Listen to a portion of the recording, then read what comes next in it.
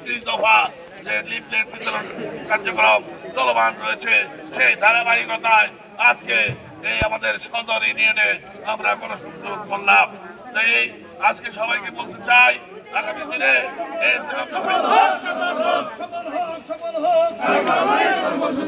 আজকে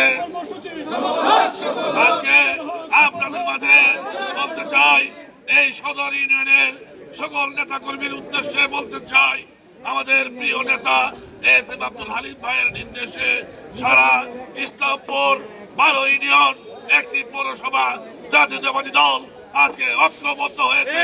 আজকে ইনশাল্লাহ আগামী দিনে এমপি হবেন, মন্ত্রী হবেন আমাদের প্রিয় নেতা এস.এম. আব্দুল হালিম ভাই।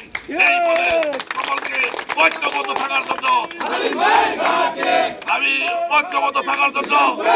সবাইকে অনুরোধ রেখে আজকে এই প্রাকৃতিক দুর্যোগের কারণে তবু আমাদের সকল বিএনপি নেতা কর্মীরা ঐক্যবদ্ধ হয়ে আছেন।